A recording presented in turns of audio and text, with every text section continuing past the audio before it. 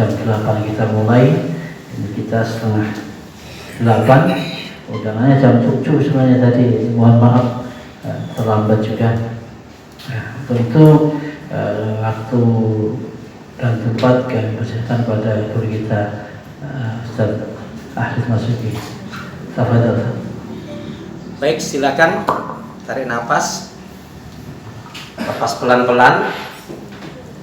Yakini kita bisa bernapas, bisa berbicara, bisa mendengar, bisa melihat, makan, minum, dan terutama bisa membedakan yang baik, yang buruk, yang halal dan haram. Dan lebih terutama lagi adalah kita bisa menjalankan semua aktivitas ibadah adalah betul-betul karena rahmat pertolongan Allah Subhanahu wa Ta'ala. Baik, kita awali majelis kita, ta'alum kita, kajian kita dengan membaca basmalah. Bismillahirrahmanirrahim. Assalamualaikum warahmatullahi wabarakatuh. Waalaikumsalam warahmatullahi wabarakatuh. Sekali lagi, salam merupakan doa. Saya mendoakan ikhwan wal akhwat, bapak ibu jamaah sekalian, saudaraku seiman dan sebaliknya. Tapi rasanya salam yang satu masih lebih kenceng jika dibanding dengan yang banyak ini. Karena itu ingin saya ulangi salam saya. Salam rindu takkan pernah layu. Salam sayang takkan pernah hilang. Salam yang terbaik dan terindah, salamnya ahli ibadah, salamnya ahli surga. Assalamualaikum warahmatullahi wabarakatuh. Waalaikumsalam warahmatullahi wabarakatuh. Kalau melihat langsung dan dengar langsung dari semangat jawabnya salam, insya Allah ini semua hamba-hamba Allah akan menjadi calon penghuni surga. Amin ya rabbal alamin. Innal hamdalillah nahmaduhu wa nasta'inuhu wa nastaghfiruh wa na'udzu billahi min shururi anfusina min sayyiati a'malina may yahdihillahu fala mudilla lahu wa may yudlilhu fala hadiya lahu. Walhamdulillahilladzi khalaqal mauta wal hayata liyabluwakum ayyukum ahsanu amala. Qala Allah Ta'ala fil Qur'anil Karim, a'udzu billahi minasyaitonir rajim. Ya ayyuhalladzina amanu taqullaha haqqa tuqatih wa la tamutunna illa wa antum muslimun. Ya ayyuhalladzina amanu taqullaha wa qulu qawlan sadida yuslih lakum a'malakum wa yaghfir lakum dhunubakum wa may yuti' wa rasulahu faqad faza fawzan 'azima. Wa qala Rasulullah sallallahu alaihi wasallam, ihris ala ma yanfa'uka, rawahu Muslim. Syukur alhamdulillah, saudaraku seiman, hamba Allah yang cinta pada kebaikan dan kebenaran, yang selalu mengharapkan ridha Allah. Alhamdulillah, hingga hari ini Allah Subhanahu wa Ta'ala masih memberi kita kekuatan, kesehatan, kesempatan, ilmu, umur, waktu, rizki, nikmat yang besar dan nikmat yang terbesar, terutama ditakdirkannya kita oleh Allah di dalam Islam dan iman. Dan ini adalah nikmat yang terbesar, dan inilah tiket awal untuk menuju surganya Allah Subhanahu wa Ta'ala.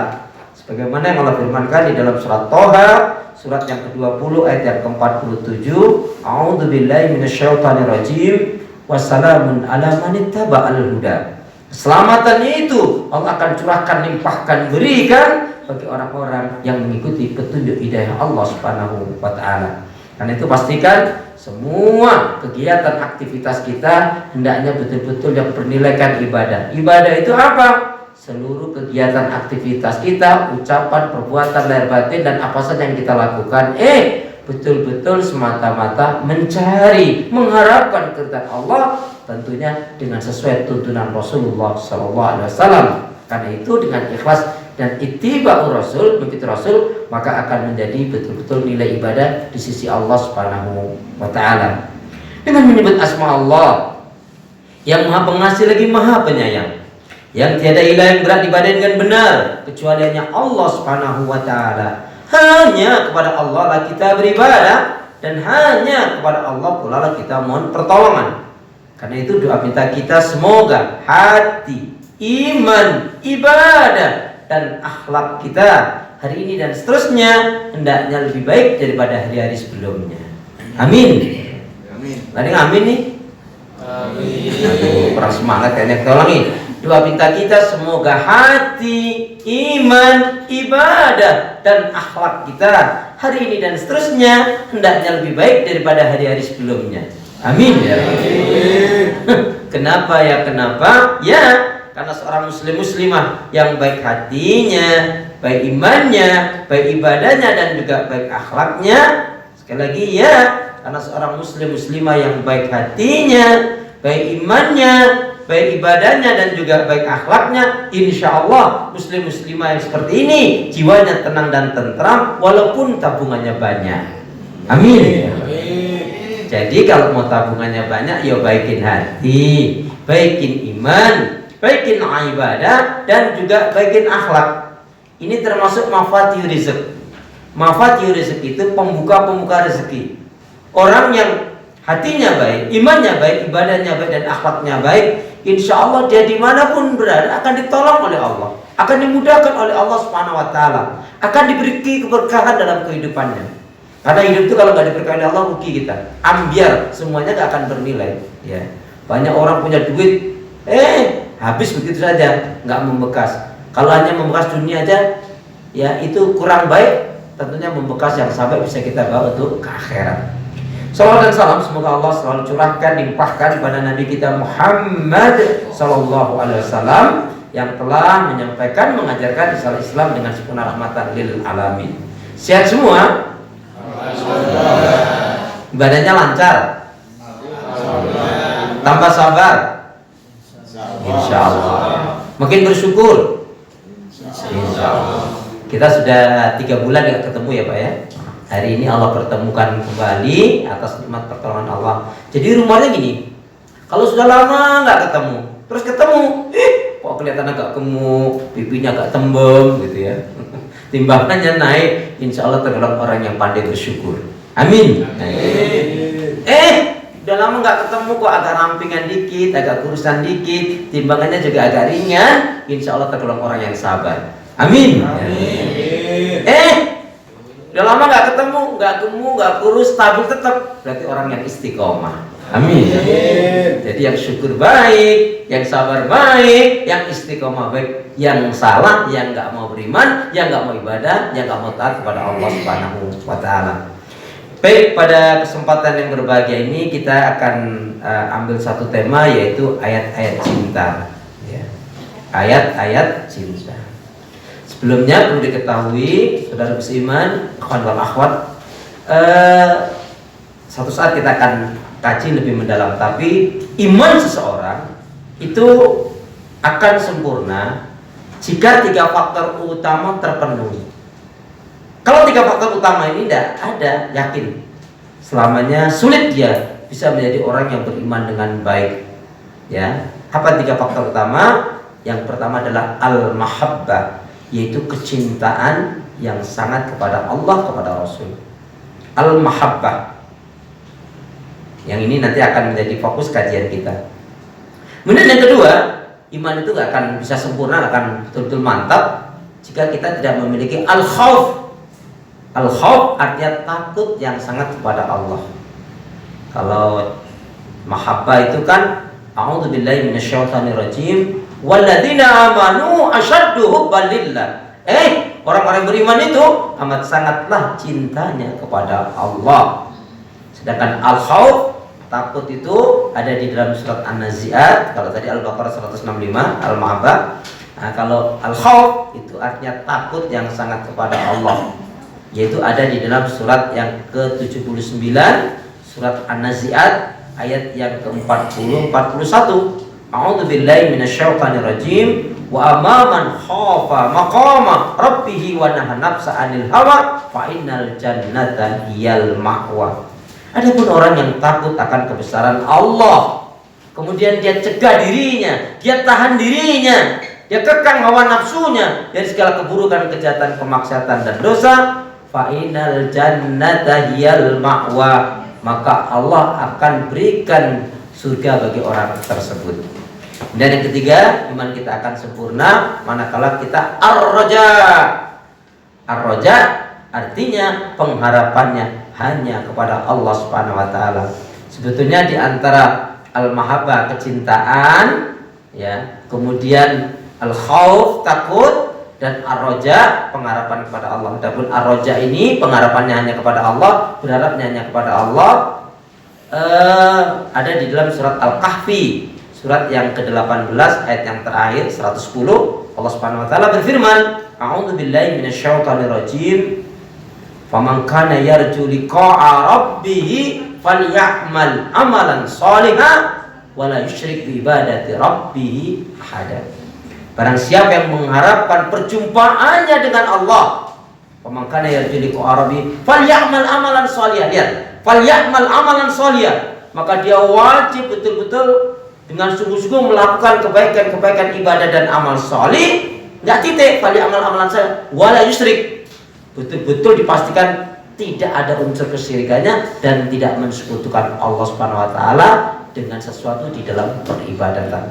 Ini yang insya Allah 3 faktor inilah yang menjadikan sempurnanya iman kita. Al-mahabbah, kecintaan, kemudian al-khauf, takut kepada Allah, cintanya kepada Allah, takutnya kepada Allah, ar-raja, dan pengharapannya kepada Allah Subhanahu wa taala. Semoga kita dapat menggapainya dengan baik, tentunya dengan selalu meminta kekuatan pertolongan rahmat dari Allah Subhanahu wa taala. Amin ya rabbal alamin. Tanpa kekuatan pertolongan rahmat dari Allah, kita nggak bisa berbuat apa-apa. Baik saudara seiman, hamba Allah yang cinta pada kebaikan dan kebenaran, yang selalu mengharapkan kepada Allah Subhanahu wa taala. Saya mau tanya lebih dulu. Pernah nggak antum dengar kisah seorang yang bernama Kosman? Belum ya? Karena memang ustaznya juga belum pernah menyampaikan ya. Kosman ini Masya Allah. Kosman ini sholatnya di belakang Rasulullah. Artinya hampir setiap sholat selalu di saf awal. Walaupun tidak plok di belakang, tapi di saf awal. Yang kedua, Kosman ini bermajelis ilmunya dengan Rasulullah. Jadi betul-betul majelis Rasulullah. Karena memang Rasulullah yang memberikan pelajaran dan pengajaran. Seperti hari ini antum bermajelis dengan saya, ya, seorang ustadz akhlis yang gak ada apa-apanya di hadapan Allah Subhanahu wa taala. Tapi ini Kosman bermajelis ilmunya dengan Rasulullah. Kemudian ikrar syahadatnya pegang tangan Rasulullah. Masya Allah, luar biasa sekali. Dan satu lagi, sering mendengarkan ayat-ayat Al-Quran yang dibacakan oleh Rasulullah Sallallahu Alaihi Wasallam, yang itu tidak akan pernah dialami oleh siapapun dari generasi kedua. Hanya generasi pertama saja, yaitu sahabat Nabi. Maaf, itu pun tidak semua sahabat Nabi. Ya, sahabat Nabi itu ada yang mendengarkan ayat-ayat Al-Quran, tetapi tidak langsung maksudnya. Nah, saudara musliman hamba Allah yang cinta pada kebaikan dan kebenaran, yang selalu mengharapkan keridhaan Allah. Gimana kisahnya Kosman ini? Jadi ketika perang Uhud, ya. Jadi ketika perang Uhud itu Kosman ini ternyata naudzubillah min dzalik, dia termasuk yang tidak ikut perang Uhud. Semua sahabat-sahabat wanita perang Uhud, tapi ternyata sama ya. Emak-emak zaman dulu dengan emak-emak zaman sekarang itu sama, yaitu suka ngomporin. Nggak tahu ya kenapa ya kalau emak-emak itu sebut kok kompor kamu gitu ya. Apa karena sering dekat kompor ya, nggak tahu juga gitu. Nah, singkat ceritanya, beberapa wanita datang kepada Kosman. Hei Kosman, kamu ini gimana? Kamu ini laki-laki apa banci sih? Laki-laki apa perempuan sih? Sahabat-sahabat lain pergi ke medan jihad, pergi ke medan Uhud, kamu kok enggak? Kamu ini gimana? Andaikan kami ini kaum laki wanita juga diperintahkan untuk perang Uhud, ya, maka kami pun akan berangkat ke medan Uhud sebagaimana kaum laki-laki yang telah diperintahkan oleh Allah untuk ke medan Uhud. Tapi Rasul pernah mengatakan, ini tuh wanita, perhatikan. Tapi Rasul pernah mengatakan jihadnya wanita tidak seperti jihadnya laki-laki. Yaitu jihadnya wanita adalah tidak menumpahkan darah di medan atau di medan perang atau di medan jihad, melainkan haji dan umroh. Ya. Jadi jihadnya wanita itu adalah salah satunya adalah selain taat pada Allah, taat kepada Rasulullah, taat kepada suami selama perintahnya baik dan benar, termasuk dia hamil dengan senang hati ingin mencetak anak-anak yang bergenerasi solihah, ya. Jadi ada kata-kata yang putus, Pak. Kan aku sangat berbangga sekali, kata Rasulullah, dengan umatku yang banyak. Umat yang banyak, yang punya anak yang banyak itu Rasulullah senang. Tapi dengan 3 catatan. 1, anak yang banyak, 1 berkualitas, kemudian ahli surga, dan selalu penyeru kebenaran. Penyeru pada kebaikan dan kebenaran. Nah, kalau banyak tok, nyusahke lah piye. Ya. Jadi tidak ada benar itu. Jadi itu yang tertinggalnya. Anak, aku sangat bangga. Itu tidak diterangkan. Padahal mestinya diterangkan adalah yang berkualitas, ahli surga, dan penyeru kebenaran, kebaikan dan kebenaran. Nah, singkatnya adalah Kosman ini panas juga, akhirnya berangkatlah ke medan Uhud. Terang, banyaklah dari kaum kafir yang dibunuh oleh Kosman. Singkat ceritanya, nanti terlalu panjang. Akhirnya Kosman pun mati terbunuh. Nah, yang menarik, ketika Kosman terbunuh, semua mengatakan wa huwa syahid, wa huwa syahid, wa huwa fil jannah, wa huwa fil jannah. Dia syahid, dia surga, dia surga. Dia orang baik, dia sholatnya selalu di belakang Rasulullah, dia selalu rajin dalam bermajelis ilmu, hampir tidak pernah izin dalam bermajelis ilmu. Saya mendengarkan ayat Al-Quran yang dibacakan oleh Rasulullah, dan banyak lagi kebaikan yang dilakukan oleh Kosman. Semua sahabat menyatakan demikian. Tetapi Rasulullah dengan sedih dan muram, dari kejauhan itu Rasulullah melihat yang itu enggak dilihat oleh sahabat-sahabat Nabi. Jadi atas rahmat pertolongan Allah, meskipun dari jauh Rasulullah melihat. Apa yang terjadi? Jadi Kosman itu, kenapa kok Rasulullah katakan wa huwa finnar? Dia di neraka, dia tidak syahid, dia tidak surga. Sahabat-sahabat bertanya, masa sih Rasul? Yang betul ya Rasul. Kok bisa ya Rasul? Mohon maaf Rasul, nggak salah ya Rasul. Masa sih neraka nggak surga? Semuanya menunjukkan keheranan. Ternyata tadi dari kejauhan atas pertolongan rahmat Allah Subhanahu Wa Taala, Rasulullah melihat yang tidak dilihat oleh sahabat-sahabat itu apa? Ternyata menjelang detik-detik kematiannya, Kosman ini, naudzubillah min dzalik, dia setelah menjelang kematiannya tidak sabar, dia ambil pisaunya, dia tusukkan ke dadanya. Cerang. Maknanya dia mati bunuh diri. Nah, orang yang mati bunuh diri, ya, orang yang mati bunuh diri itu adalah sama dengan orang yang mati musyrik. Dia kekal di neraka dan dia tidak boleh disolatkan. Jadi kalau ada yang mati musyrik itu tidak boleh disolatkan. Ya, naudzubillah, tsumma naudzubillah. Nah, singkat ceritanya, ya udah, itulah semua sahabat, ya Allah, bagaimana dengan kami ini? Kosman ini lebih baik daripada kami, sampai ada yang menyatakan demikian. Nah, jamaah sekalian, saudaraku seiman, coba apalah artinya kita? Amalan kita nggak sebagus, kita nggak pernah ketemu dengan Rasulullah. Amalan kita nggak sebagus amalan Kosman. Sholatnya selalu ya di belakang Rasulullah. Artinya berjamaah dengan Rasulullah, bermajelis ilmunya, sering mendengarkan ayat Al-Quran dibacakan oleh Rasulullah. Artinya begini, saudara seiman, meskipun orang itu bertemu dengan hamba Allah yang terbaik, yaitu Rasulullah, tapi kalau dia tidak istiqomah di dalam beragama ini, itu akan mudah dipatahkan oleh iblis. Ya. Makanya dengan Rasulullah, ikrar syahadatnya pegang tangan Rasulullah, coba. Tapi kok kematiannya seperti itu? Apa sebabnya? Nanti kita tentunya akan kaji. Ya. Jadi jamaah sekalian, jangan pernah tertipu dengan amal kebaikan ibadah kita. Yang banyak amalnya sahabat Nabi saja di ahli surga saja masih takut, khawatir. Contohnya sahabat Utsman. Sahabat Utsman itu kan dijamin masuk surga. Tapi beliau berdoa, ya Allah, selamatkanlah aku dari azab kubur. Kesannya aneh. Ketika ditanya, hai Utsman, kamu ini kenapa? Kok doa kamu seperti itu agar diselamatkan dari azab kubur? Oh, kamu ini sudah dijamin masuk surga kok. Nah, ini satu pelajaran buat kita. Apa kata sahabat Utsman? Iya sih, memang Rasul telah mendoakan dan mengatakan aku dan beberapa sahabat yang lainnya sudah jelas-jelas dijamin masuk surga. Tapi kan Rasul tidak mengatakan kamu akan selamat dari azab kubur. Padahal sahabat ngerti orang yang sudah dijamin masuk surga pasti dia akan selamat dari azab kubur.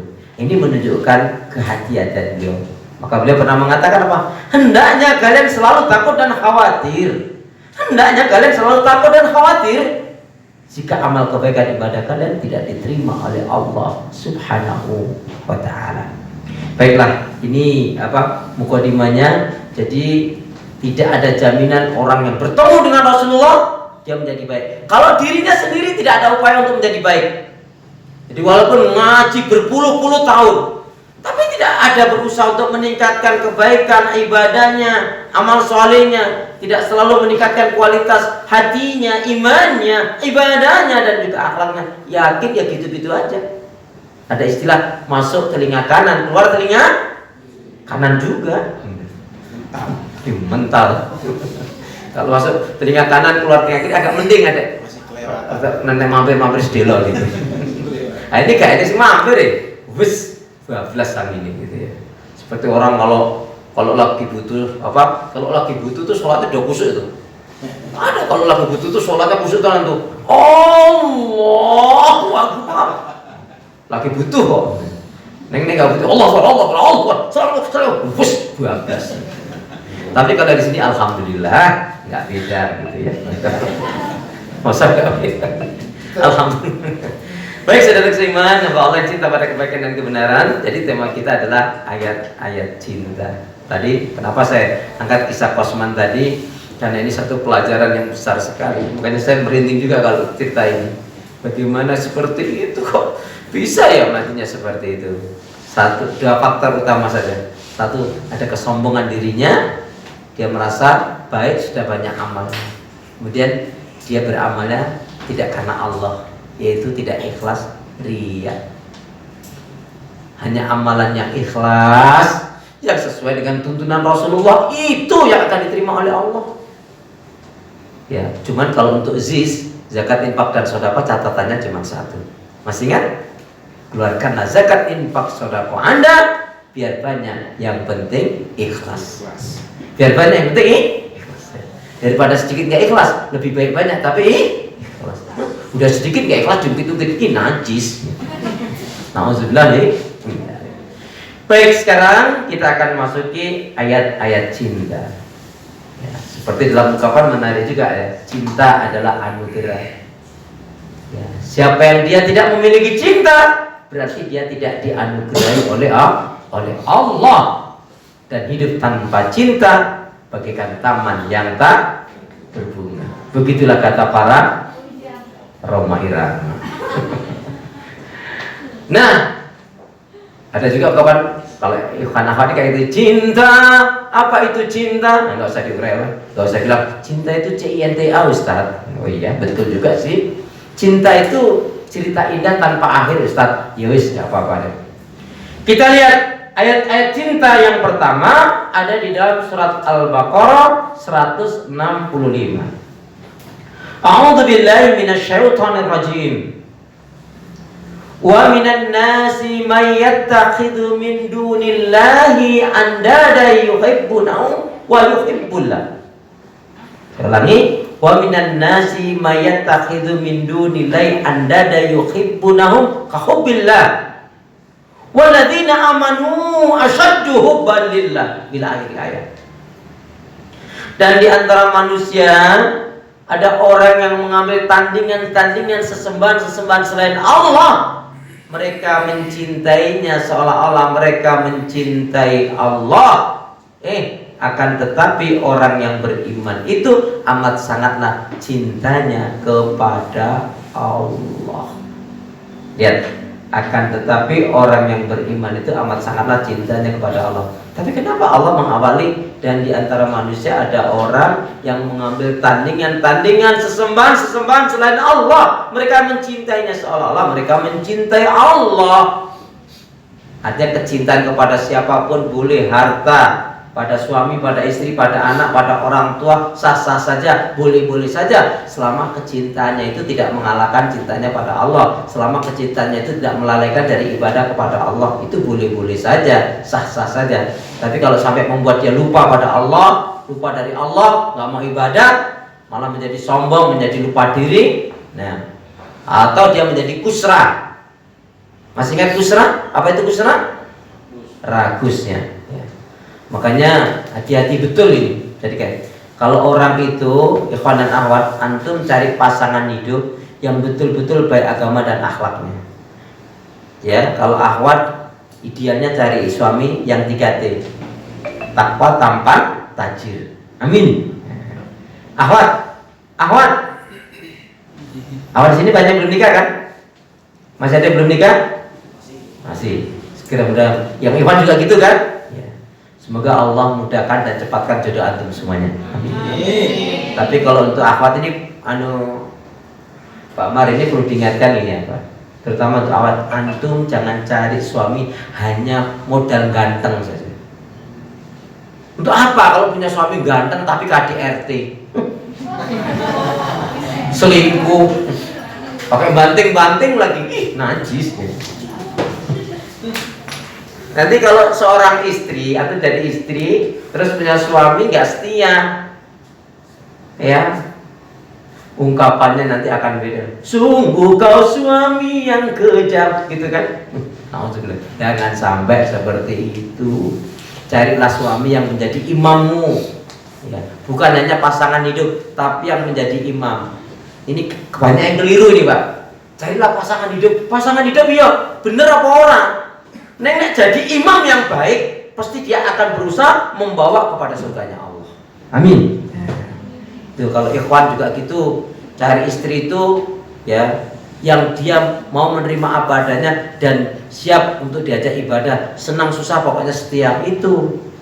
Kalau punya istri dites, etok-etok randu duit, aslinya ya randu duit. Tapi etok-etok pura-pura, aduh sayang, gimana ya ini motorku harus tak jual aduh ini sebetulnya bukan apa, rumah ini bukan rumahku loh, ini aku diam-diam aku sedang kredit loh ini dari kontrak dan kayaknya nggak aku bisa melanjutin, gimana ya ini kayaknya besok ini motornya diambil pura-pura aja, acting aja, bukan ngebohong. Datang nih nyuruh teman, Pak, bapak sudah nggak bisa bayar nih, harus saya cabut ini motornya, kalau memang mobilnya bapak harus tinggalkan rumah ini, kami kasih waktu 1 pekan. Kalau tidak bisa melunasi utang-utang sampean, bapak harus tinggalkan rumah ini. Nih, wah, buat aja gitu. Gimana saya keadaan kayak gini nih saya? Memang kau bodoh kok? Oh nyesel aku nikah sama kamu. Kamu itu ternyata, oh mana dia mau banyak? Oh berarti dia ini menunjukkan dia nggak setia. Terus gimana? Please dong, tolong kasih waktu aku. Nggak bisa aku nggak mau miskin, aku mau susah, aku mau tinggalkan kamu. Jangan sayang, jangan sayang. Acting aja. Oh dia kok tetap nekat, berarti dia bukan wanita yang baik. Kenapa ini perlu saya contohkan? Karena kita juga akan mengalami dalam rumah tangga kecintaan suami istri itu ternyata terbukti, bisa dibuktikan dengan 2 hal saja. 1, ketika datang godaan. Ketika datang godaan dan ada kesempatan, macam mana dia? Dia tetap teguh, dia tetap bertahan, dia tidak berpaling, atau dia tinggalkan. Kalau sudah digoda dia terayu, sudah, berarti dia bukan wanita atau suami, bukan suami atau istri yang baik. Yang kedua, ketika ada ujian tadi, ujiannya pas sakit, apalagi ya beralangan, kalau berbisnis lagi jatuh dan lain sebagainya misalkan, ya atau difitnah, itu kan ujian. Kok dia bukan malah mensupport, mendukung, malah nyalahin, ngungkit yang macam-macam, berarti dia bukan pasangan hidup yang baik. Salah potong rambut, nyesel sesaat. Salah pilih pendamping hidup, nyeselnya seumur hidup. Salah pilih pedoman hidup, keyakinan hidup, nyeselnya dunia akhirat. Mauzubillah nih. Baik, kita kembali pada ayat tadi. Nah, dari ayat yang mulia tadi ada kata-kata yang Allah tegaskan, walladzina amanu asyaddu hubban lillah. Orang-orang yang beriman itu amat sangatlah cintanya kepada Allah. Masih ingat penjelasan saya beberapa waktu yang lalu? Sahabat Umar bin Khattab radhiyallahu anhu, dia kumpulkan anak-anaknya dan istrinya, dia mengatakan begitu. Lalu dikatakan, wahai anak-anakku, wahai istriku, ketahuilah separuh dari harta ini akan aku infakkan, aku sedekahkan di jalan Allah. Kalau ada di antara kalian tidak senang, nggak setuju, nggak ridho, nggak ikhlas, keluar dari rumah ini. Ukhruj min hadzal bait. Lepas Arabnya itulah kurang lebih. Keluar kamu dari rumah ini. Anaknya sempat bertanya, ya Abi, ayah, kenapa ayah mengatakan demikian ayah? Ya, sebab ini yang menarik. Sebab aku tidak ingin kecintaanku kepada Allah dan Rasulullah menjadi kalah dan pudar karena aku mencintai kalian. Nah, sebab aku tidak ingin kecintaanku kepada Allah dan Rasul menjadi kalah dan pudar karena aku mencintai kalian. Makanya ikhwan dan akhwat, nanti kalau antum punya mobil, boleh senang cinta sama mobilnya, tapi hanya sebatas sampai garasi saja, nggak usah dimasukin ke dalam hati. Lagian nggak cukup kan? Nah, kemudian juga dari ayat yang mulia ini tentang cinta di sini adalah ada rumus mencintai Allah. Boleh ditulis, boleh dicatat, boleh diingat-ingat karena nanti semester keluar ini ya. Kapan ini Pak? Mari kita semesterannya. Semesterannya pas tanggal merah terus, jadi nggak pernah semesteran ini. Baik. Rumus mencintai Allah dari ayat cinta yang pertama ini, yang pertama adalah mencintai apa-apa dan siapa-siapa yang Allah cintai. Nah, mencintai apa-apa dan siapa-siapa yang Allah cintai. Contoh, Allah cinta pada kebaikan, ya berbuat baik. Allah cinta pada keimanan, miliki iman yang benar. Allah cinta pada yang namanya kebenaran, berpihaklah pada kebenaran, ikutilah kebenaran. Allah cinta pada kejujuran, jadilah orang yang jujur, ya. Allah cinta pada kebaikan, banyaklah berbuat kebaikan. Allah cinta pada kedermawanan, ya milikilah sifat-sifat kedermawanan. Allah cinta pada kesabaran, jadilah orang yang sabar.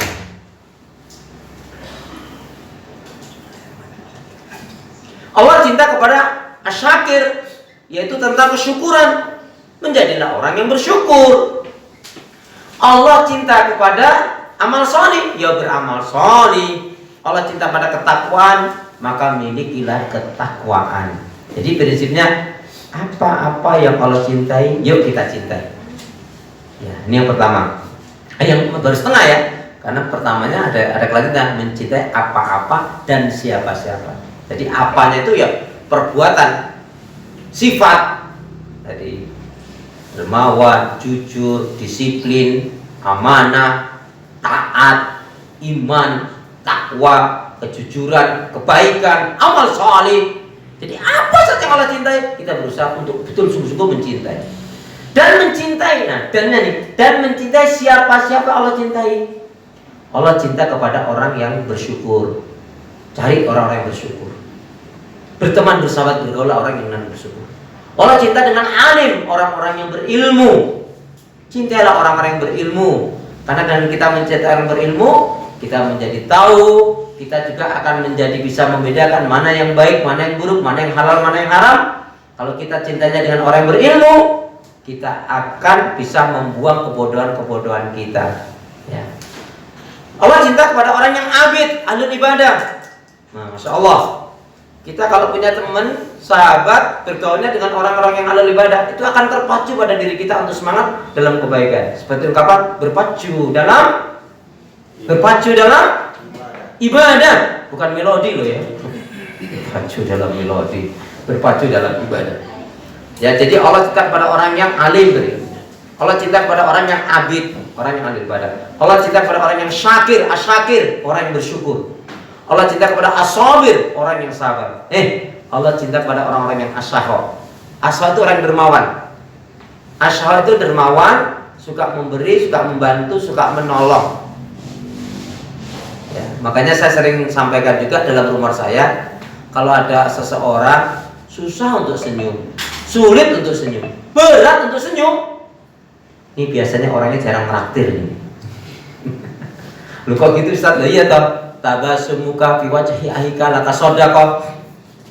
Senyummu untuk saudaramu itu adalah sedekah. Nah, ini senyum yang nilainya sedekahnya susah kok. Ya, apalagi yang traktir. Tapi insya Allah di sini adalah semua hamba-hamba Allah yang solih dan solihah. Amin. Tiap malam sholat tahajud, tiap hari baca Al-Quran, banyak doa zikir istighfarnya, pemaaf penyantun, ya, berakhlak mulia, dermawan, nggak pernah marah-marah. Amin. Ya, baik, saudara seiman. Jadi siapa sih Allah cinta? Allah cinta kepada orang yang menegakkan amar ma'ruf nahi munkar, dukung, bela. Ya. Allah cinta orang yang berjalan di atas jalannya Allah. Allah cinta kepada orang-orang yang menolak yang haram. Allah cinta kepada orang yang hanya mencukupkan dengan rezeki yang halal dan menolak yang haram. Maksudnya cintai, pokoknya siapa yang Allah cintai, kita cintai, maka kita akan masuk dengan orang-orang yang dicintai oleh Allah itu. Amin. Yang pertama ya, rumusnya mencintai Allah. Yang kedua adalah rumusnya adalah membenci apa-apa yang Allah benci. Allah benci yang namanya maksiat dan dosa. Jangan berbuat maksiat dan dosa. Capek. Kemaksiatan dan dosa hanya menggelapkan hati kita, membuat diri kita tidak tenang, membuat kita tidak nyaman. Ada rasa malu, ada rasa cemas, dan dalam kehidupan kita itu nggak nikmat. Ya. Maka jangan sampai hal ini terjadi pada diri kita. Kemudian Allah benci dengan yang namanya dusta, bohong. Jangan pernah kita ini jadi orang yang dicap ojo dolanan karo wae yo, wong iki sok ngapusi, ojo nganti. Yuk, untuk menghangatkan suasana, kita baca dulu yaitu satu hadis Nabi dan doa agar kita dengan harapan bisa menjadi hamba Allah yang jujur dan tidak mau berdusta selamanya. Amin. Amin. Kita baca hadisnya dulu. Bismillahirrahmanirrahim. Bismillahirrahmanirrahim. Qala Rasulullah sallallahu alaihi wasallam. Iyyakum wal kadhiba. Iyyakum wal kadhiba. Fa innal kadhiba mujanibun lil iman. Sekali lagi, iyyakum wal kadhiba. Fa innal kadhiba mujanibun lil iman. Jauhilah oleh kalian. Jauhilah oleh kalian akan berbuat dusta. Karena sesungguhnya dusta itu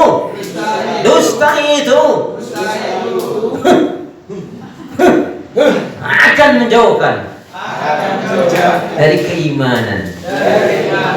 Jadi setelah hari ini jangan ada dusta. Dusta itu dibenci oleh Allah, dijauhi oleh manusia, membawa keburukan, menyeret ke neraka.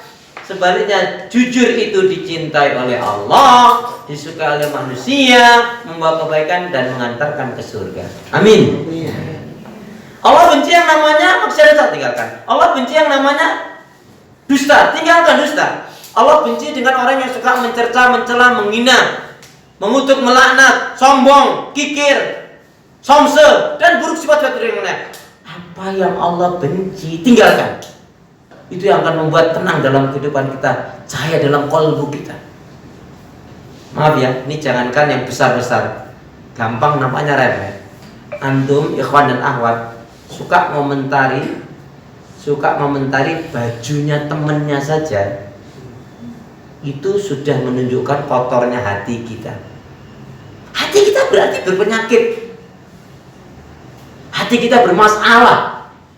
Tapi kalau antum menghinanya fisik, maaf ya, itu berarti menghina Allah. Jadi contoh gini, bajunya ngejreng banget, norak banget dia, kampungan banget. Ya biar dia suka dengan baju itu kok. Ngapain sih kamu? Duit-duit dia sendiri, dia beli pakai uang dia sendiri, dia gas, nggak ngutang, nggak ngeridit, nggak bunga, nggak riba. Kok usil amat sih kamu? Oh, dia suka dengan warna itu, menutup aurat, tidak membar aurat. Hanya warnanya dalam pandangan kita ngejreng. Bagi dia biasa, dia suka kok dengan warna itu. Kok kitanya yang usil? Ya. Itu menunjukkan hati kita masih kotor. Tapi kalau fisik itu menghina Allah. Lihat apa kan? Itu lihat kenapa? Dia tuh, ya kenapa? Hidungnya lubangnya 2. Nah terus spironnya nggak 2. Artinya apa? Menghina fisik itu menghina Allah. Hati-hati. Kita menghina Allah berarti apa? Kalau Allah hentikan nyawa kita, mau apa? Jantung kita dihentikan oleh Allah, mau apa kita? Bagi Allah itu sangat mudah sekali. Allah mau kayakan seseorang. Cuman sayang di antara kita ini kadang-kadang kita terobsesi dengan seseorang. Maaf ya, ini satu ilmu. Kita menceritakan kekayaan seseorang yang tidak beriman, orang kafir atau orang Islam, tapi hartanya tidak digunakan untuk ibadah dan amal soleh, kita mengakuinya dan kita ceritakan, itu bisa dosa. Contoh gini, wih, tuh duit itu wakai tenan loh. Duitnya kan kaya banget orang, pengacara itu luar biasa sekali. Kita sanjung-sanjung dengan kekayaannya, dengan kehebatannya. Kalau tanpa kita tambahkan, sayang dia tidak beriman, sayang dia belum dapat hidayah, itu kita menceritakan berdosa. Karena merusak hati kita dan bisa merusak hati orang yang kita ajak bicara. Tidak boleh. Ya. Oh dia muslim Pak Ustaz, tapi maaf, dia hanya bangga, hanya pamer-pamer. Kalau dia gunakan untuk sedekah, untuk kebaikan, bangun masjid, musola pesantren, ya, untuk anak yatim, rumah Quran, tahfizul Quran dan lain sebagainya, itu masya Allah. Untuk kepentingan wakaf fisabilillah, itu masya Allah. Tapi kalau enggak, tidak ada nilainya. Sayang duit sebanyak itu hanya untuk beli klub ini, beli klub itu, untuk apa? Yang sifatnya duniawiya. Coba kalau dia bangun pesantren, masjid, musola, untuk mengajikan, mengumrohkan, berapa banyak orang yang bisa diumrohkan?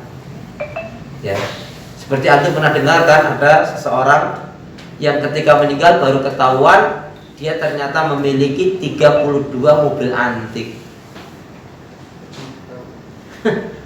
Ketika dia mati nggak ada satupun mobilnya yang nganterin dia. Dia tetap saja juga dianterin pakai ambulans. Mobilnya cuma nyangkrak gitu aja. Untuk apa? Sedang kita ini akan diminta pertanggungjawab oleh Allah Subhanahu wa taala. Tsumma la tus'aluna yauma idzin 'anil na'im. Dan kalian manusia pasti akan diminta pertanggungjawab oleh Allah Subhanahu wa taala dari apa yang kamu lakukan, dari kenikmatan yang Allah berikan itu. Ya. Makanya jamaah sekalian, saudara musliman, mintalah kepada Allah agar kita itu diberi ya hati yang khusyuk, ya, ilmu yang benar, ilmu yang bermanfaat, hati yang khusyuk, jiwa yang puas, bukan jiwa yang rakus. Kemudian doa-doa dan amalan yang diterima oleh Allah Subhanahu wa taala. Jadi kembali tadi, ilmu yang kedua adalah membenci apa-apa, segala apa yang Allah benci, tinggalkan. Dan membenci siapa yang Allah benci? Allah benci dengan orang kafir, musyrik, munafik, zalim, fasik. Allah benci dengan pendusta. Allah benci dengan orang yang punya sifat kikir, bahil, pelit, medit, koret, kedengkut, sambil karya ngecek orang awalnya. Ondai mandai. Allah benci dengan orang-orang yang suka ingkar janji. Jangan pernah bersahabat dengan dia. Allah benci dengan orang yang naudzubillah min dzalik, suka mempermainkan agama Allah, mengumbar aurat. Ya. Ini maaf, khusus untuk akhwat. Kalau antum kalau bepergian sendiri, terpaksa pergi sendirian, kan aslinya nggak boleh. Tanpa mahram berpergian kan, harus ada mahramnya. Tapi karena terpaksa, pastikan terbebas dari 3 hal: tidak mendatangkan fitnah, dosa dan maksiat. Itu diperbolehkan perginya itu. Tapi kalau bisa menimbulkan dosa, maksiat dan fitnah, nggak boleh, berdosa. Kemudian yang kedua, pasti dia pergi harus diniatkan dengan untuk kebaikan ibadah dan amal soleh. Satu lagi, dia juga harus berpakaian dengan pakaian yang islami. Ya, kemudian dia bentengi dirinya dengan baca, minta pertolongan kepada Allah, baca ayat kursi, ta'awud. Bisa juga ditambahkan dengan surat Al-Mu'minun ayat yang ke-97 98. Rabbi a'udzubika min hamazati syayatin a'udzubika rabbi ayahdurun. Ya Allah, aku berlindung kepadamu dari keburukan kejahatan syaitan dan dari penyerangan syaitan. Maaf, ini saya contohkan. Akhwat nih, terutama antum naik kereta kah, naik bis kah, naik pesawat kah, misalkan duduk ya, karena pergi sendiri terpaksa, nggak ada mahram, suami nggak bisa ngantarkan, anak juga yang sudah balik juga nggak ada, pokoknya terpaksa harus pergi sendiri. Ya sudah, nggak usah, maaf ya, nggak usah suka nebar-nebar senyum ya. Duduk biasa aja. Kemudian kalau samping antum ternyata duduk ada laki-laki kok lebih bagus, lebih bening dari suami, biasa aja, nggak usah kepo gitu ya. Terus misalkan si laki-laki tadi tanya, Mbak atau Bu, kok sendiri nih? Iya saya sendiri. Sendiri aja nih Bu? Iya saya sendiri. Terus dia tanya lagi, kok sendiri Bu? Suka-suka saya? Selesai nggak? Malu kan laki-laki tadi mau apa? Mau nyambung-nyambung lagi? Biarin aja dibilang ketus. Selesai. Makan, minum, tidur, sudah nikmatin aja duduk itu. Baca buku. Tapi kalau sini sendiri nih Bu, iya saya sendiri. Kenapa sendiri Bu? Aduh, saya lagi dizolimi sama suami saya. Aduh, suami saya itu kurang ajar banget. Terus si laki-laki tadi bilang, aduh kok sama ya, aku juga lagi disakitin istriku. Itu namanya setan ketemu iblis. Nah untuk bilang ya, terjadilah apa ya akan terjadi nantinya. Mulai itu visi ini dan itu. Oh naudzubillah nih. Hati-hati ya, hati-hati karena ini perlu juga diingatkan. Kalau sudah diingatkan seperti kan nanti antum punya ilmu, nggak jatuh ke antum anaknya nanti nasihati juga begitu kalau di perjalanan ya. Karena apa? Di perjalanan itu serba banyak kejadian-kejadian yang kalau nggak kita bentengi diri kita ya bisa naudzubillah rusak hati kita, iman ibadah. Allah benci dengan orang-orang yang ingkar janji, Allah benci dengan orang yang kikir, Allah benci dengan orang yang sombong, Allah benci dengan orang-orang yang suka melanggar hukum aturan syariat Allah. Kata kuncinya apa? Jangan pernah kita cintai orang yang tidak mencintai Allah. Saya saat ini sedang menangani beberapa keluarga, rumah tangga yang cekcoknya masya Allah sudah sering ya. Entah berapa gelas piring yang sudah pecah itu katanya. Ini gimana Ustaz? Ya gara-garanya masalahnya ternyata naudzubillah min dzalik ya, ada yang masalah orang ketiga lah, masalah cemburu lah, masalah ini dan itu dan sebagainya. Tapi intinya memang lupa dalam rumah tangga ini memang ada ujian-ujiannya ya.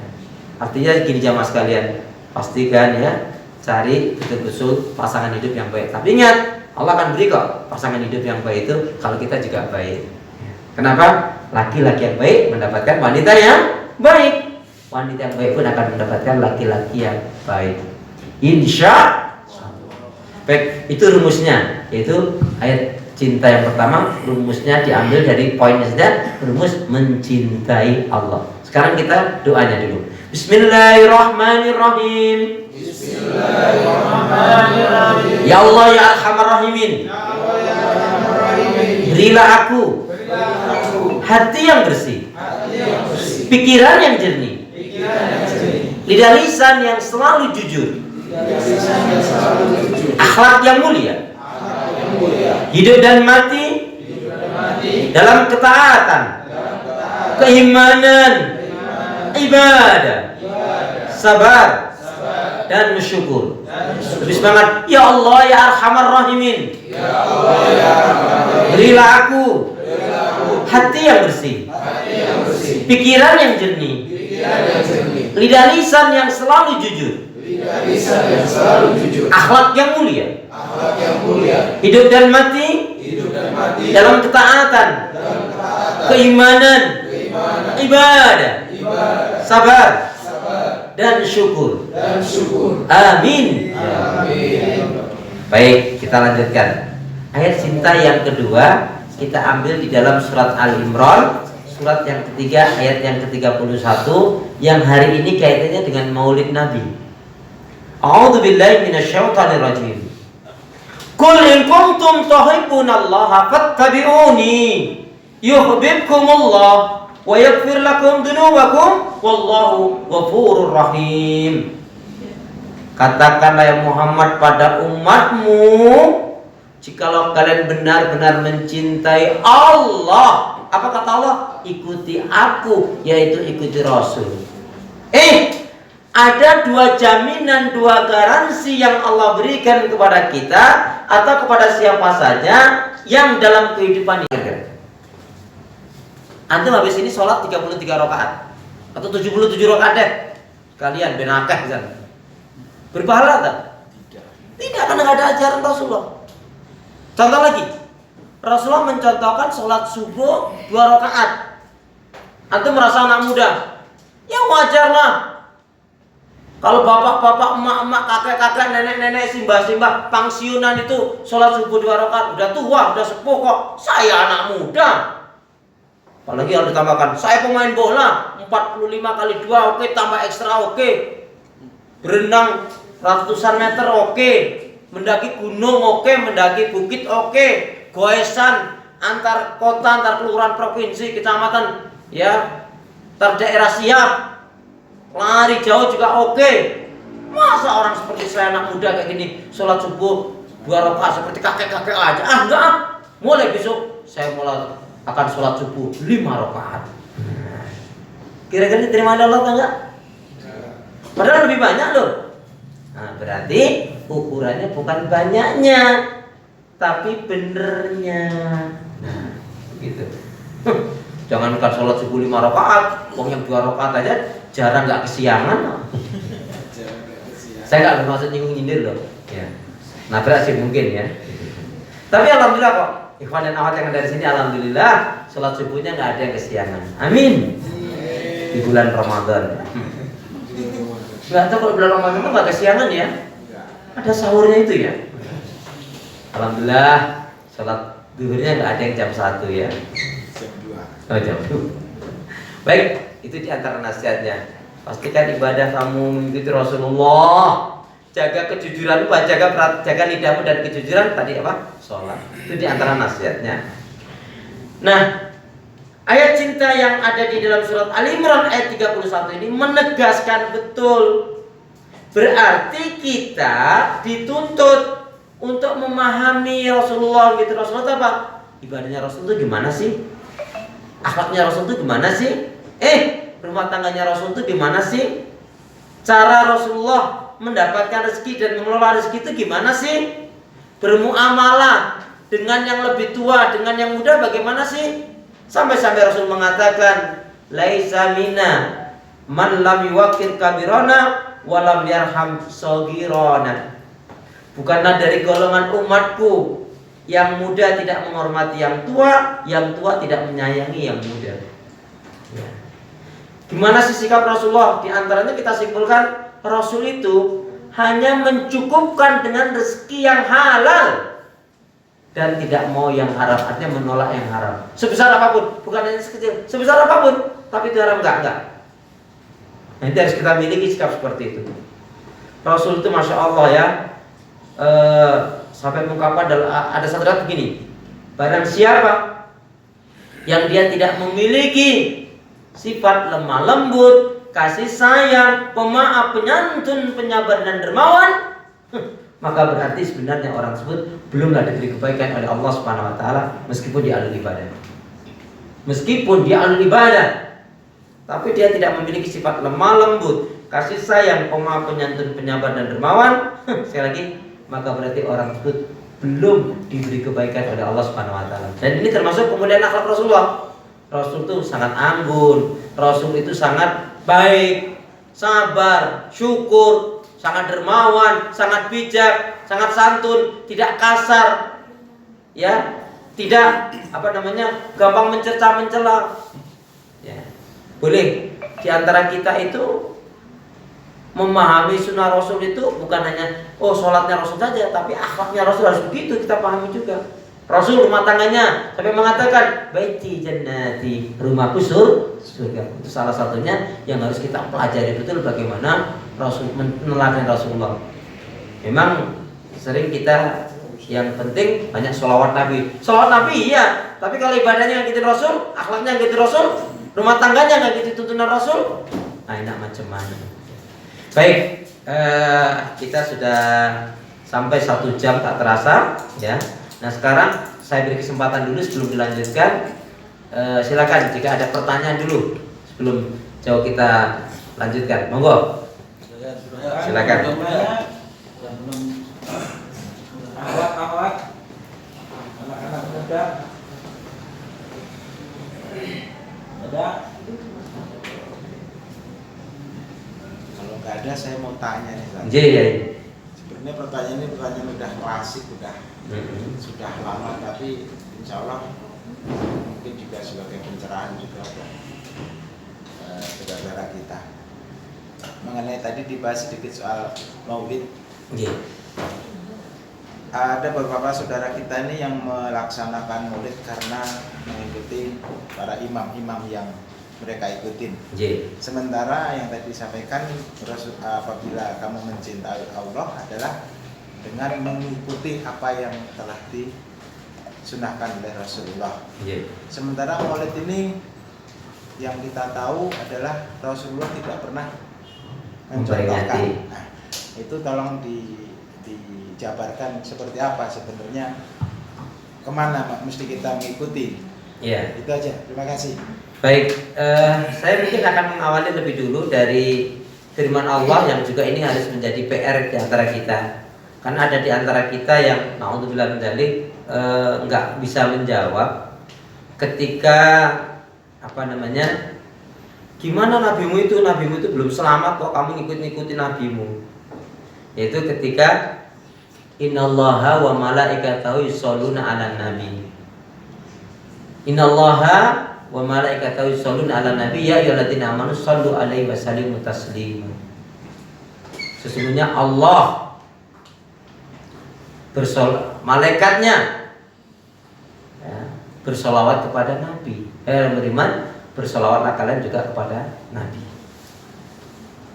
Tuh, gimana tuh nabimu aja belum selamat, Allah aja masih bersolawat kepada nabimu. Masa kamu ikutin Nabi yang nggak selamat? Kurang ajar juga ini. Tapi bagus juga sebetulnya, nggak masalah kalau kita bisa jelaskan. Ini karena orang Nasrani yang ngomong gitu, wajar aja. Nah sekarang saya mau tanya sama antum dulu sebelum menjawab ini tadi. Ini yang paling gampang karena sering didengar di setiap Jumat selalu kan baca innallaha wa malaikatahu yusholluna 'alan nabi ya ayyuhalladzina amanu shollu 'alaihi wa sallimu taslima. Ada yang bisa jawab ini? Apa yang dimaksudkan sholawat Allah? Apa yang dimaksudkan sholawat malaikat? Dan apalah kita orang beriman bersolawatlah kalian kepada Nabi. Maaf, ada peristiwa ini gara-gara ini aja. Karena saking bodohnya dia pindah agama, tinggalkan Islam. Iya ya, Nabi kita berarti belum selamat itu. Setiap sholat kan kita selalu bersolawat kepada Nabi. Nah, bodohnya dia nggak nanya dengan orang yang ngerti ilmu, hanya pindah agama. Salah satunya ada kisah cerita seperti itu. Ada yang menjawab? Apa yang dimaksudkan? Pura-pura mikir ini dengan terlalu lama loh ya. Kalau nggak ada yang jawab nanti saya kasih tahu deh. Gimana enaknya? Tahu aja. Allah, masya Allah.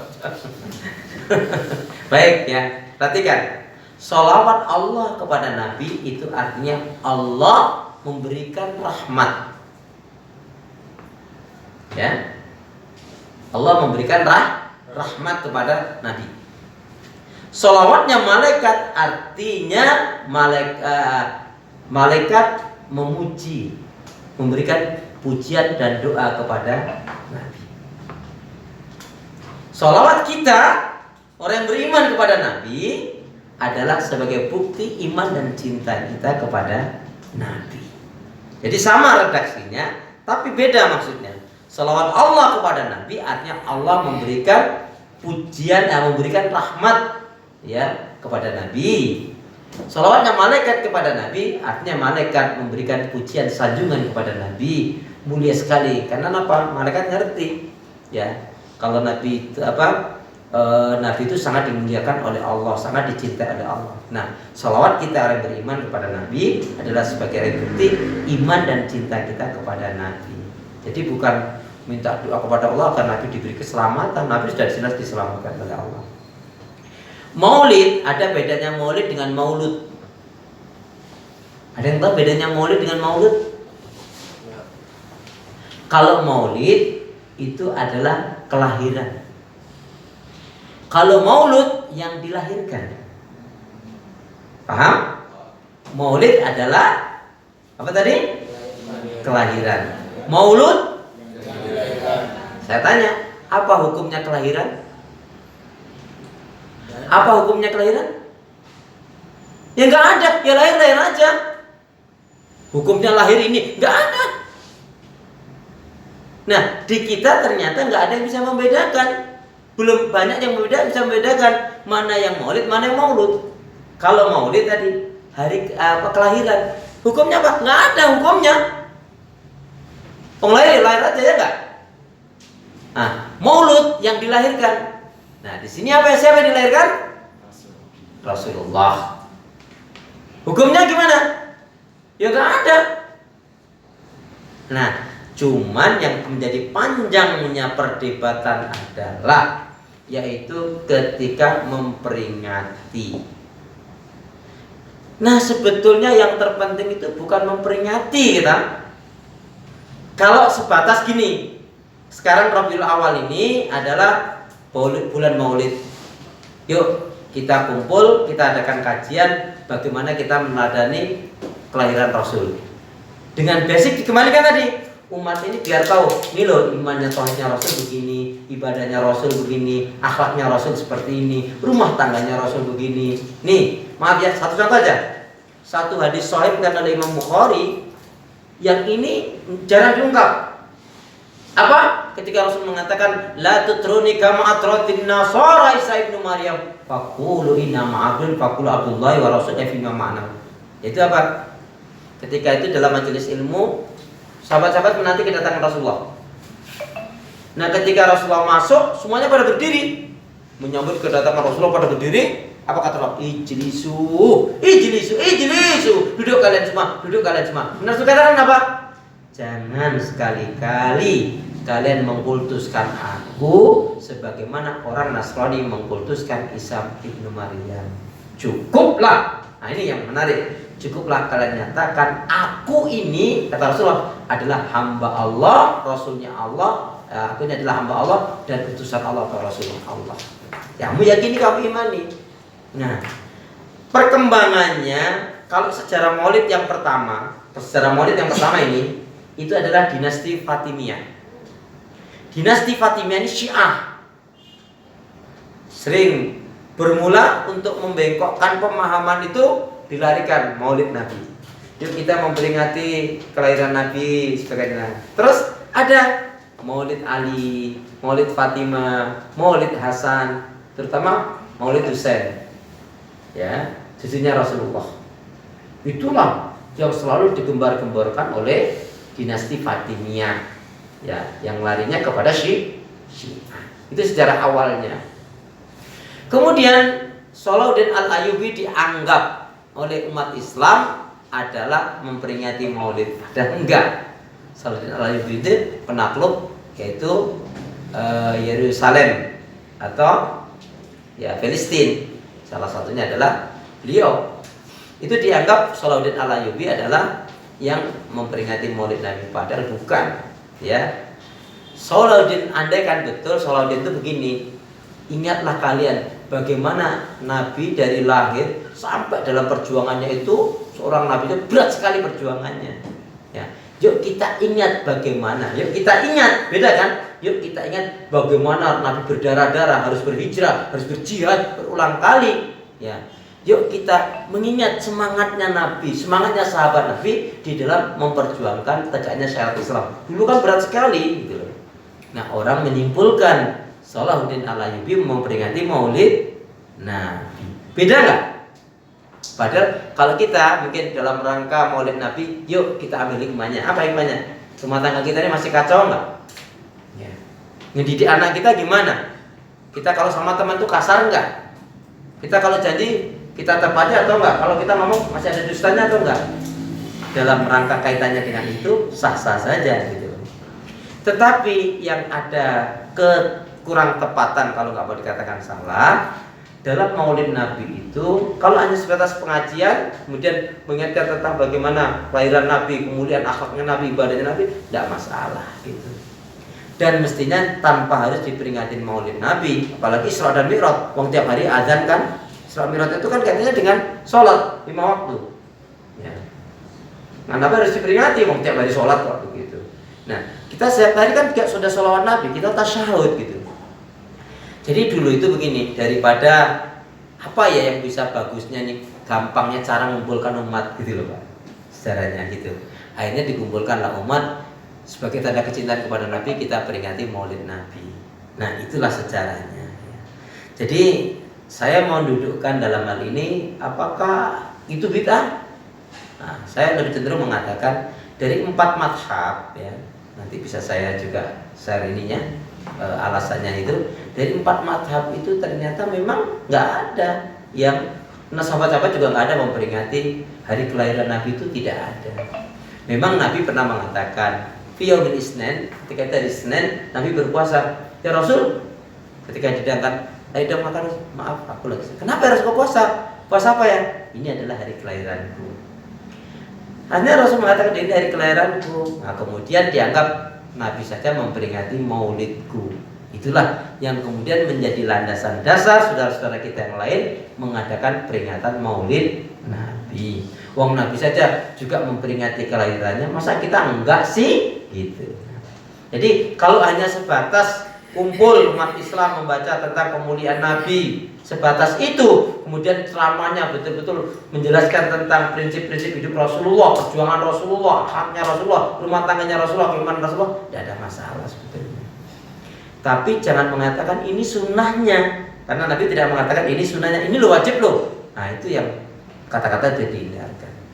Toh pada akhirnya kalau hanya sebatas kita, Nabi Isa saja senang kok dengan kelahiran Nabi, Nabi Musa saja ingin menjadi umatnya Nabi, sampai-sampai seperti itu irinya dengan iri dalam kebaikan tentang kemuliaan Rasulullah SAW. Jadi menurut saya juga kurang tepat kalau dimaksudkan memperingati Maulid itu bid'ah. Padahal tadi kalau kelahiran kelahiran Nabi gitu loh Pak. Salahnya di tadi Maulid adalah kelahiran. Maulud yang dilahirkan. Yang dilahirkan siapa? Rasulullah. Senang kan kita? Harus senang. Gak senang kita gak beriman. Ya. Hukumnya kelahiran apa?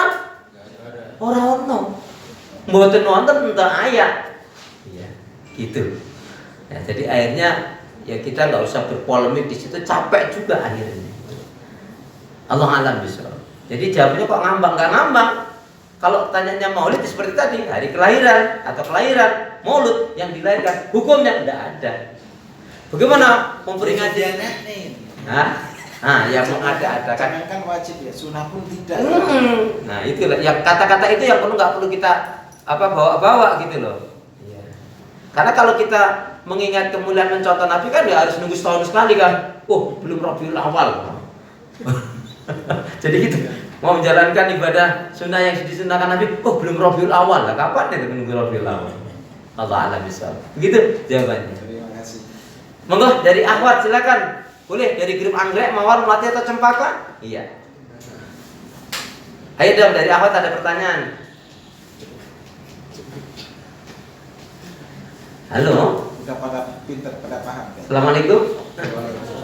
Silakan dari Ahmad ada pertanyaan apa nih? Dari Ikhwan ini. Ayo, grup Adem Ayam ini. Atau grup suka-suka. Mas, biasanya nanti bisa tanya Mas. Ini mau nanya katanya. Dia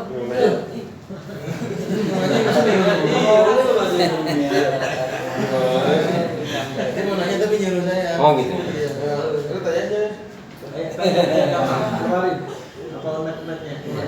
Jadi saya tambahkan ini ya. Jadi jangan sampai kita ini hanya umat Rasulullah yang membanggakan Rasulullah, tapi Rasulullah nggak bangga dengan kita. Maksudnya gimana? Kita nggak memuliakan Rasul, bla bla bla bla. Luar biasa Rasul keimanannya iya. Tapi kita hanya dalam cerita, omong dong. Contoh, antum termasuk yang rajin bangun malam atau rajin sholat malam? Rajin tidur malam. Loh katanya cinta kepada Rasul. Padahal malu mengatakan cinta kepada Rasul, belum pantas mengatakan cinta kepada Rasul kalau masih jarang sholat malam, sholat tahajud. Kalau belum bisa tiap malam sholat tahajud, paling tidak usahakan dalam satu pekan, tidak usah banyak-banyak, cukup barang 5, 6, 7 kali aja cukup itu dalam satu pekan. Nggak usah banyak-banyak. Ya sama aja ya. Ngakunya cinta kepada Rasul, tapi kalau ngomong kasar, kamu. Ajaran siapa itu? Apalagi seorang istri, nggak boleh loh. Istri itu nunjuk-nunjuk sama saya, kamu. Sama suami koma kamu. Giliran sama tukang sayur, ini berapa ya bang? Ini deh. Nah boleh.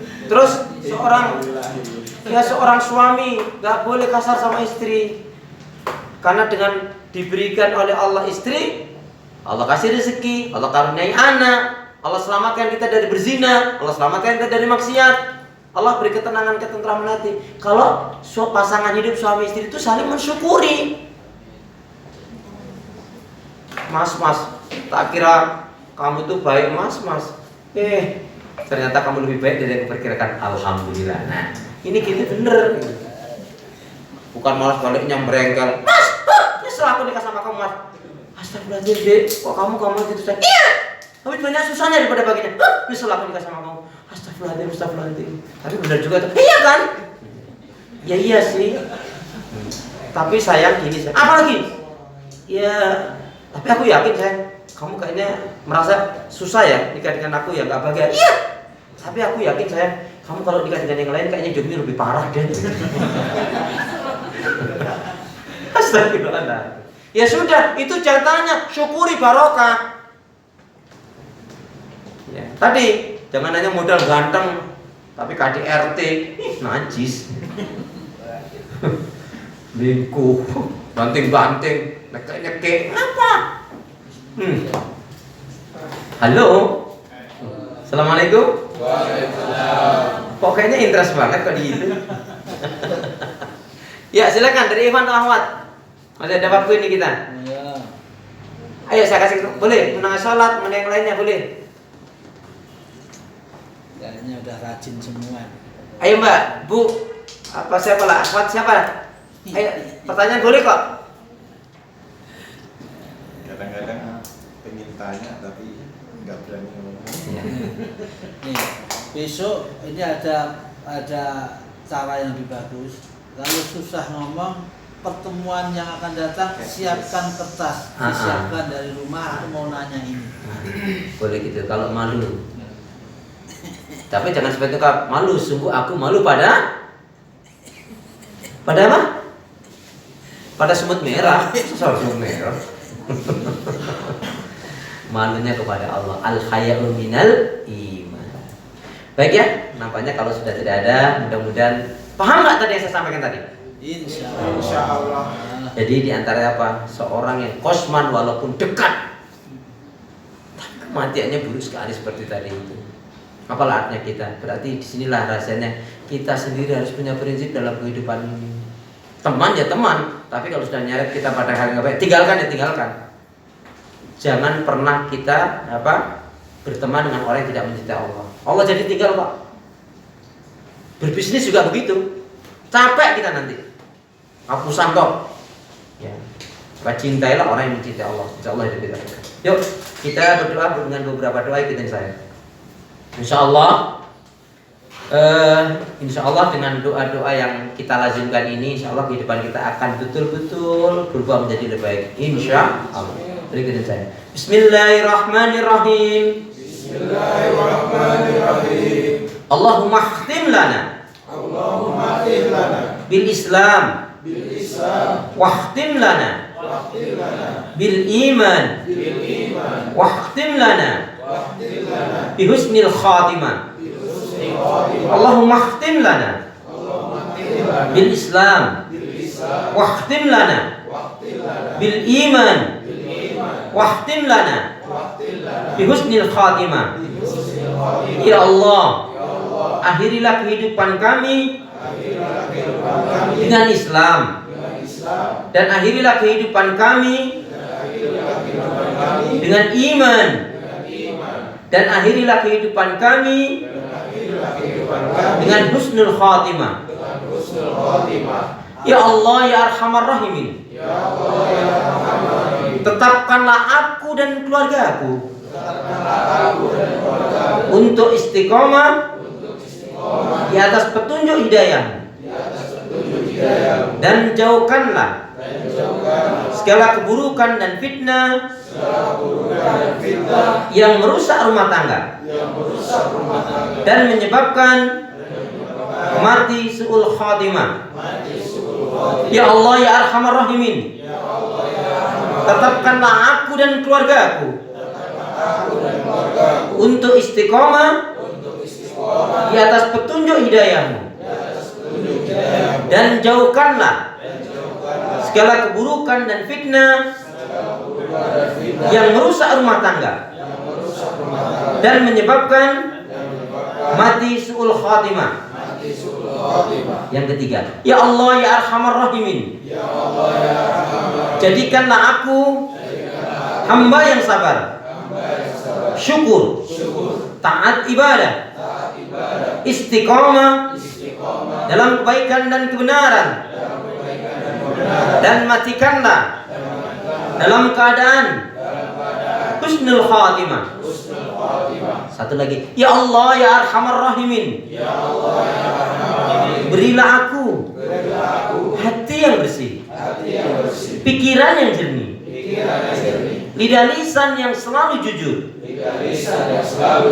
akhlak yang mulia, hidup dan mati dalam ketaatan, keimanan, ibadah, sabar, dan syukur. Lebih semangat, ya Allah ya Arhamar Rahimin, berilah aku hati yang bersih, pikiran yang jernih, lidah lisan yang selalu jujur, akhlak yang mulia, hidup dan mati dalam ketaatan, keimanan, ibadah, sabar, dan syukur. Amin ya rabbal alamin. Semoga ada hikmah dan manfaatnya. Kemudian kata pengingat dari saya, seorang muslim mukmin yang baik, dia harus selalu optimis, tidak pernah pesimis, tidak sinis, dan juga tidak suka memponis, apalagi ngemis, najis. Ya. Itu kata Ustaz Akhlis. Ya. Punya niat yang baik, hendaknya segera ditunaikan. Beramal soleh janganlah ditunda-tunda. Ikan sepat, ikan gabus, lebih cepat lebih bagus. Ingat malam hari ada tahajud, pagi hari ada duha, Al-Quran dibaca, dipelajari, dipahami, diamalkan. Jangan malas ibadah. Jangan marah-marah, perbanyak sedekah, dan jangan ada dusta. Pandangan mata selalu tersalah, pandangan nafsu selalu melulu, pandangan hati tidak hakiki. Jika hati itu bersih karena pancaran nur ilahi Rabbi, hidup tak selamanya indah, langit tak selalu cerah, burung irian burung cendrawasih. Cukup sekian, terima kasih. Kita akhiri dengan hamdalah, alhamdulillahirabbil alamin.